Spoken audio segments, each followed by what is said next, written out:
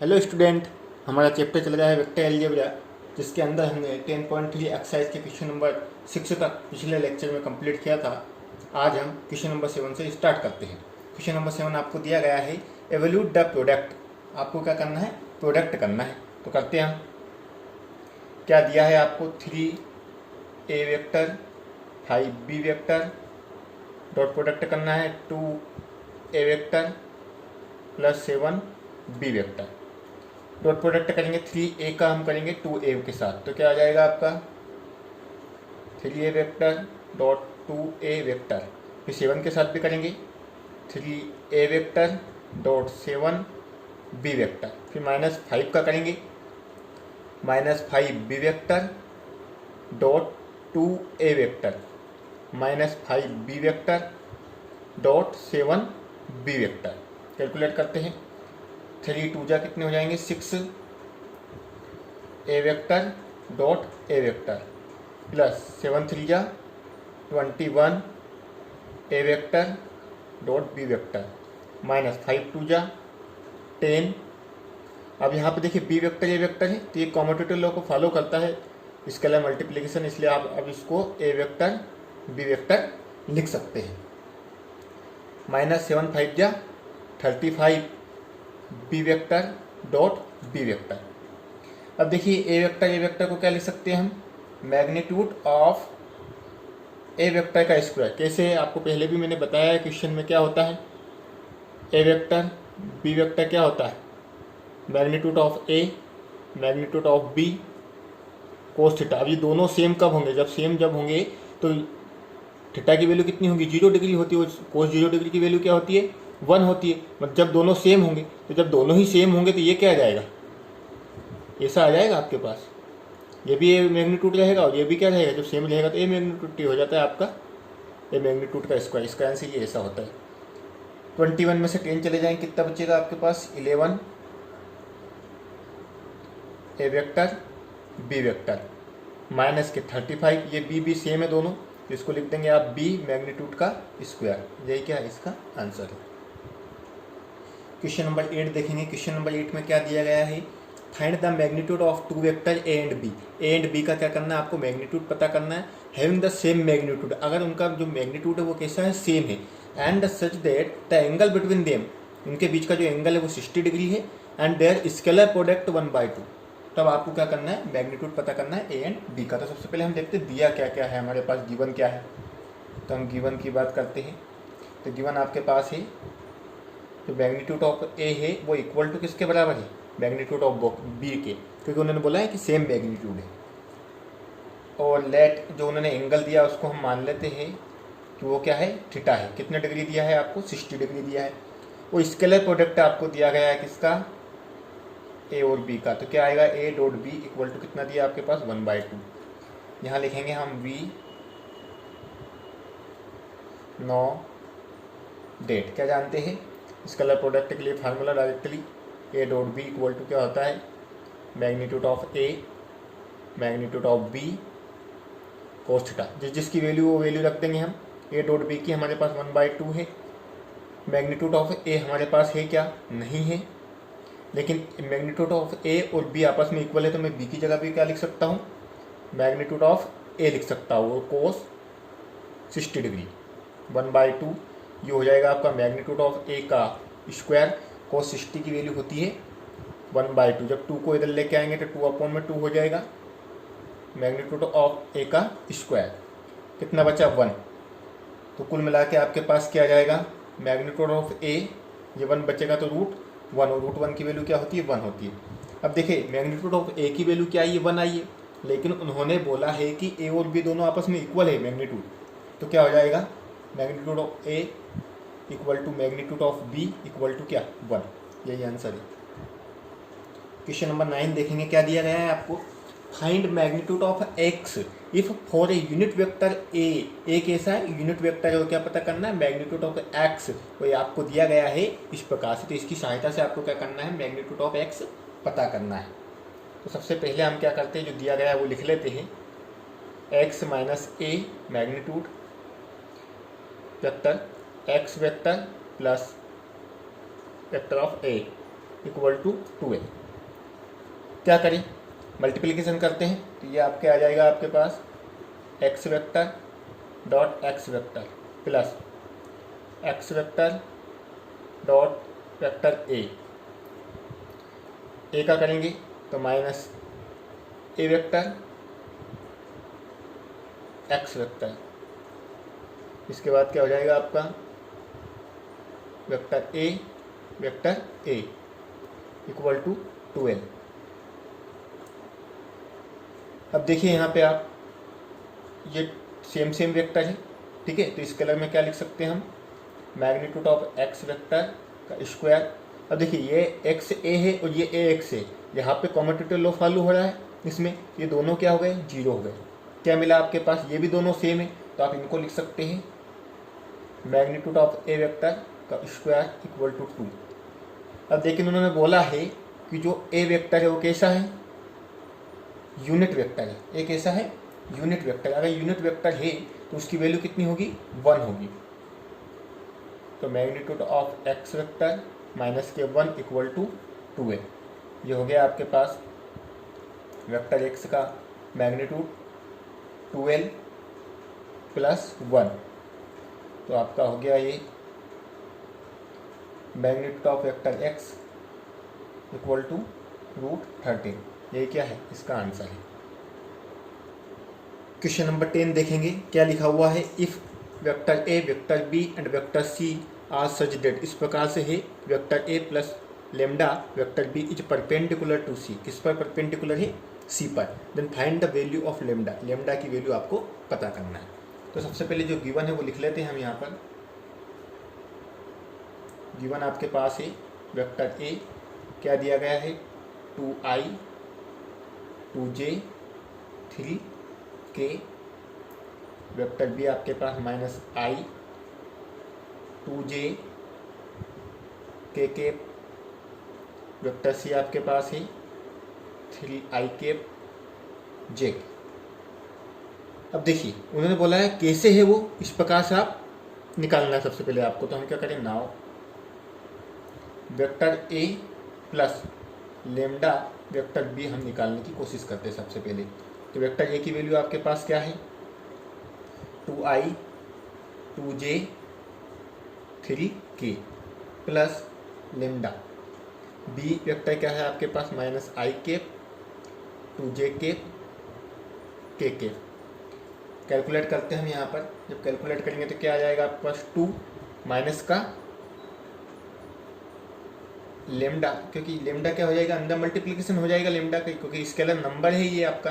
तो 2 minus lambda I plus 2, जब lambda चला जाएगा 2 के साथ तो क्या हो जाएगा, प्लस 2 लेमडा जे प्लस यहाँ पे क्या है 3, जब लेमडा अंदर चला जाएगा तो यहाँ 1 है, यानी प्लस के लेमडा के।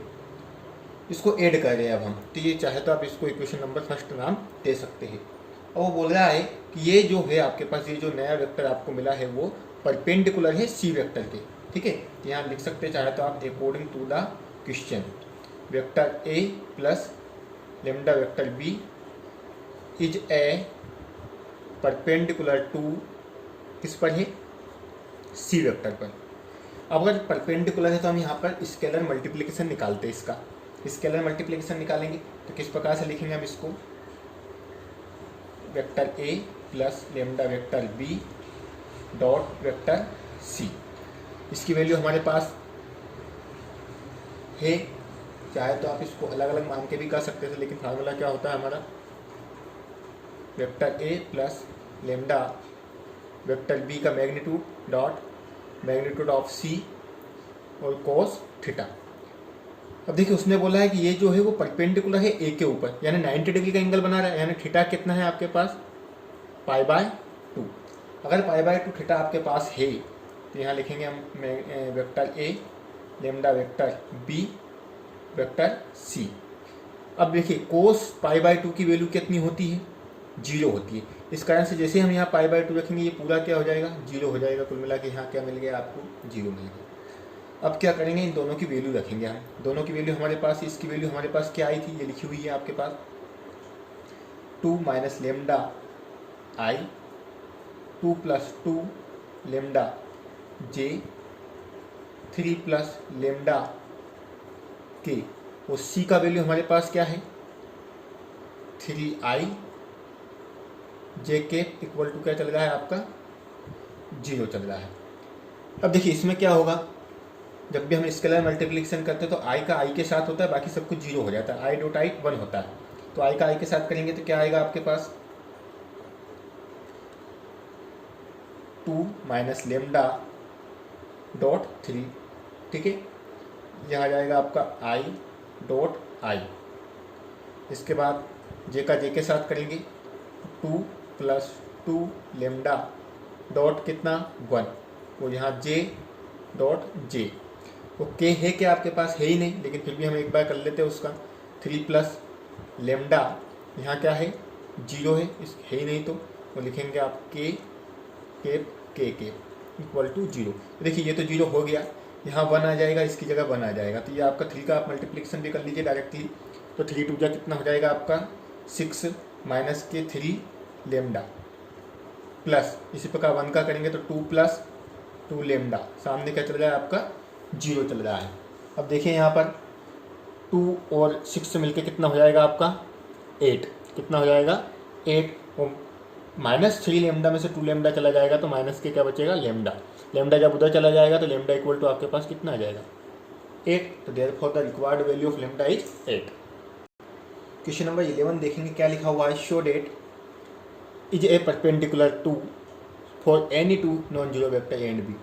आपको परपेंडिकुलर प्रूव करना है। परपेंडिकुलर अगर आपको प्रूव करना है तो कुल मिला के जो स्केलर मल्टीप्लिकेशन होता है वो 0 आना चाहिए। क्यों आना चाहिए, क्योंकि फार्मूला क्या होता है magnitude of vector b cos theta. अब परपेंडिकुलर कब होंगे ये दोनों, जब 90 डिग्री का एंगल होगा, क्योंकि कोस 90 की वैल्यू क्या होती है आपकी 0 होती है। इस कारण से क्या आ जाता है 0 आ जाता है। अगर इन दोनों का मल्टीप्लिकेशन 0 आ जाए तो हम बोलेंगे कि दोनों वेक्टर कैसे है परपेंडिकुलर है। तो यहाँ भी 2 वेक्टर आपको दिए गए, एक ये वेक्टर दिया गया है और एक ये पूरा वेक्टर दिया गया है। अगर इन दोनों का स्केलर मल्टीप्लिकेशन अगर 0 आ जाएगा तो हम बोल देंगे कि वो आपस में एक दूसरे के ऊपर क्या है परपेंडिकुलर है। तो देखते हैं हम इसको सॉल्यूशन देखते हैं इसका। हम वही स्केलर मल्टीप्लिकेशन सबसे पहले आपको करना है तो हम करते हैं। क्या दिया है vector A magnitude vector B plus के magnitude of vector B A vector. Scalar multiplication करें किसके साथ वेक्टर ए का magnitude vector B magnitude of vector B A vector, ठीक है। करते हैं इस पूरे का इसके साथ करेंगे तो magnitude of A vector magnitude of A vector क्या हो जाएगा ए वेक्टर का स्क्वायर। यहाँ भी बी तो क्या हो जाएगा b vector dot b vector. फिर लगा हुआ है माइनस तो माइनस लगाएंगे। यहाँ देखिए ए वेक्टर और बी वेक्टर दोनों का क्या है मैग्नीट्यूड है, क्योंकि यहाँ कम्यूटेटिव लॉ को फॉलो कर सकते हो तो आप कैसे भी इसको लिख सकते हैं, ठीक है।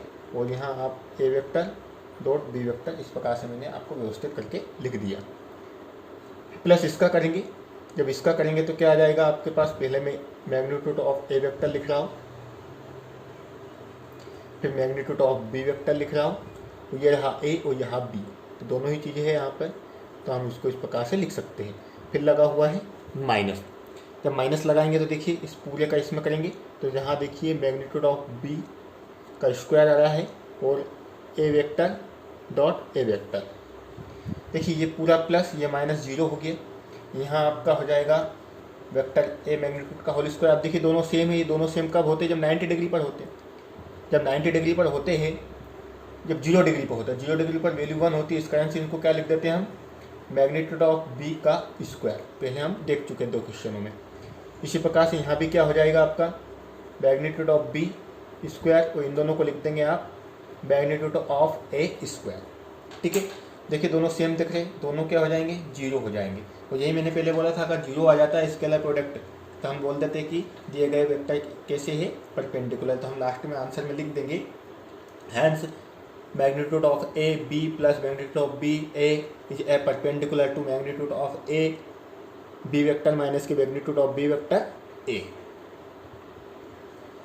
क्वेश्चन नंबर 12 देखेंगे, अच्छा क्वेश्चन है। इफ ए डॉट ए 0 है, ठीक है, और आपके पास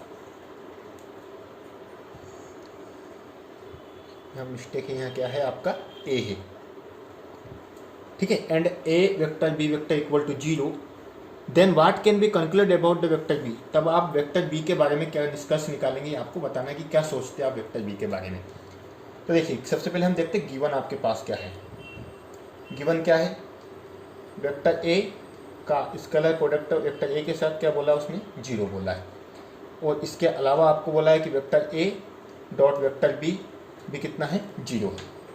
लेकिन इसके लिए मैं कंडीशन की बात करूँ, पहले के लिए तो हमें पता है, हमने पहले भी देखा है कि जब 2 सेम होते हैं, 2 वेक्टर सेम होते हैं, तो क्या आ जाता है, vector magnitude of vector A का होल स्क्वायर आ जाएगा। लेकिन वो तो क्या है आपका 0 है, क्योंकि इन दोनों की वैल्यू आपकी कैसी है, 0 है। तो इससे निष्कर्ष क्या निकला आपका कि जो वेक्टर ए है वो क्या है, 0 वेक्टर है, ठीक है। इसलिए हम लिख सकते हैं यहाँ पे therefore vector A is a null या 0 वेक्टर। नहीं, वेक्टर ए तो क्या है, 0 है, ये क्लियर बात है। यहाँ पे अगर हम फार्मूला अब लगाते हैं, देन किसकी बात करें हम, vector a dot vector b, तो फार्मूला हमारे पास क्या होता है, इस प्रकार से होता है फार्मूला। अब देखिए इसके लिए वैल्यू हमेशा 0 ही आएगी। किसकी वैल्यू आएगी, ए डॉट बी वेक्टर की 0 ही आएगी। क्यों आएगी, क्योंकि ए वेक्टर आपका 0 है, यानी मैग्नीट्यूड ऑफ ए 0 आएगा। तो बी या कोस थीटा की वैल्यू कुछ भी हो, इसकी जो वैल्यू आएगी वो हमेशा 0 ही आएगी। इसका मतलब क्या हुआ, डेट मीन्स हम क्या समझे, b can be any vector, यानी बी कोई सा भी वेक्टर हो, इस क्वेश्चन में कुछ चेंज नहीं होगा। बी कोई सा भी वेक्टर हो, यही समझे क्या बोला था क्वेश्चन में, conclude about the vector b. Vector b के बारे में आप क्या निष्कर्ष निकालते, तो हमने क्या निष्कर्ष निकाला कि b can be any vector, b कोई सा भी वेक्टर हो, हमेशा a vector dot b vector क्या आएगा, 0 ही आएगा। मुझे उम्मीद है कि आप व्यवस्थित नोटबुक कंप्लीट कर रहे होंगे आपकी, है ना। तो आप बिल्कुल नोटबुक में इनको नोट करते जाइए, ताकि आपके पास एक सिस्टमेटिक मटेरियल आपको उपलब्ध हो पढ़ने के लिए भविष्य में। आज के लिए इतना ही, आगे के क्वेश्चन हम इसके अगले लेक्चर में देखेंगे। Thank you.